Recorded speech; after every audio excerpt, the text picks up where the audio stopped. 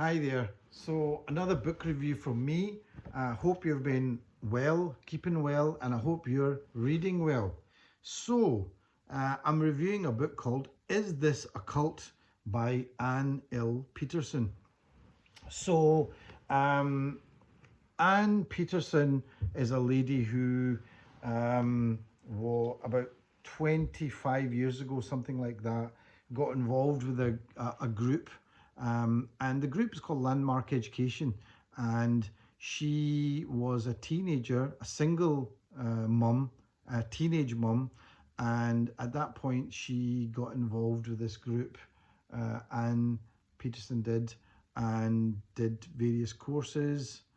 Actually, I might have got that wrong. She was a teenage mum, but I don't know if that's when she got involved with it. She might have been actually, I think I might have got that wrong. I think it might have been in her 20s.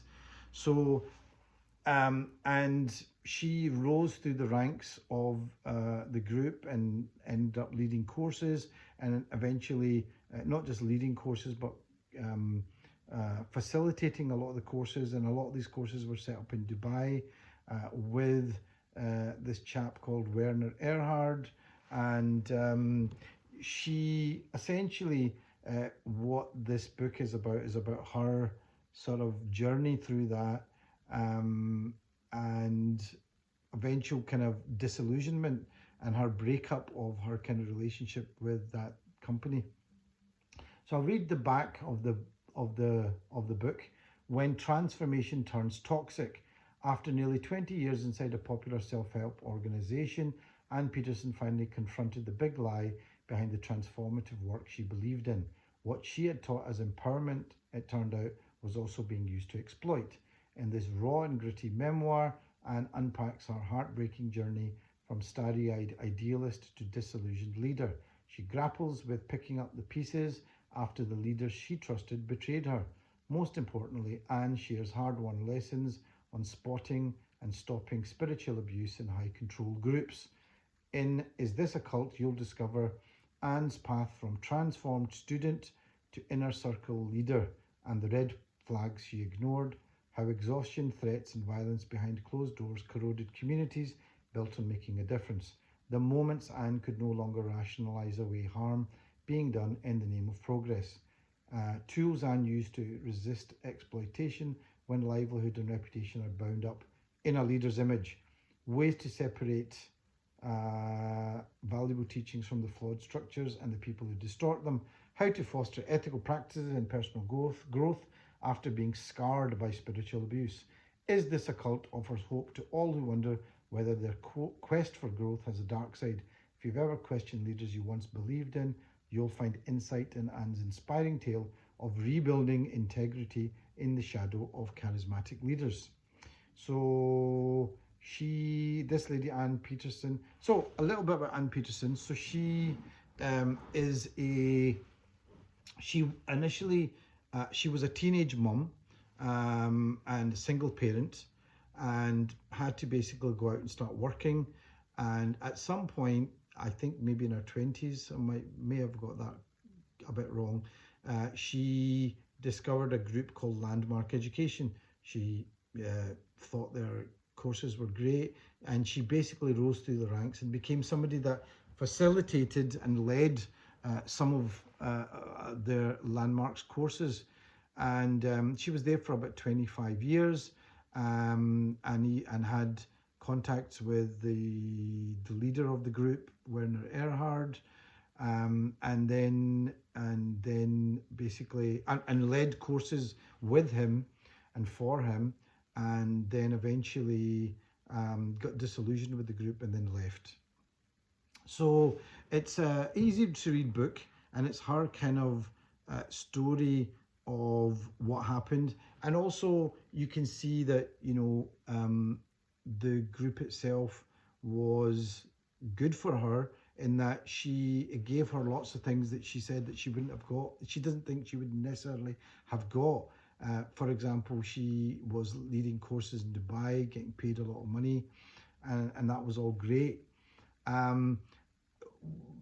mean, the thing is, I have to say that I have some dealings with Landmark as well, because I've done a lot of their courses. I did courses with them when I was in my 20s, and I've done courses ever since. So, you know, I kind of was this was a question that sometimes I ask myself, is this a cult? You know, because that's what you were reading about, and people were saying, is this a cult? And I never really, what really that leads to is eventually you go, well, what is a cult? And not only what is a cult, but you also then get to the point where you go, well, what isn't a cult? And I was speaking to a friend of mine who's done some of these landmark courses, and he was saying, well, everything's a cult. So, right. Anyway, so I kind of really wanted to see what somebody else had said about this, and really what this L.Peterson's journey, what she basically says at the end of the day was that this particular group, Landmark, was not a cult per se, but that it had culty bits. There was bits in it that seemed culty. Now, what that means is that there's bits where, by culty, that she felt that maybe people were manipulated by some of the words that were used, and were kind of, you know, basically manipulated to stay in. She also felt that at the higher levels, when you were working with them, you were paid very little, but you were working long hours. Now, also the thing is, it's not like cult like maybe, I don't know, Hare Krishna or something else, or some of these yoga cults that you hear of, or you know, I don't know, John Jones, is it John Jones with the Kool-Aid, where they all killed themselves? It's not, people aren't getting sexually abused or anything like that, but she felt that there were certain elements that were there and that were coercive, and that part of what she describes as large group awareness training, that there's something about that makes people manic and euphoric, and they do things that maybe they wouldn't do. She did feel that people were being abused in terms of their time, and she felt that by the end of her journey, she felt that a big message for her was that, look, the transformation really comes from you. You are end of the day, you are the source of it. And the other thing she was upset about was that she felt that the person who started this kind of transformative, I don't know what you know to call it, journey, or that experience in Landmark, that the idea was that he had left, but she goes, no, he hadn't left, he was there all the time. In fact, the company of them was owned by his brother and his sister. So she felt that was deceptive. So I've listened to a few podcasts by this lady since then, and she now feels that yes, it is a cult. So this is a difficult book for me to sort of comment on, in the sense that I've done a lot of their courses, and actually I quite enjoyed them. I found them quite useful. There are, you know, you can get people who can be dicks, but you can get them in almost any kind of branch of anything. So does that take away from the actual group? So that is kind of, you know, you have to separate that. Would those people have been kind of assholes or jerks anyway? And does that then, you know, does that reflect on the actual group itself? That's a difficult one, and I think that's something you have to answer. Certainly, there are no huge revelations of orgies or you know, anything like that in this book. But it does make you see that she basically says that there are elements of high control groups.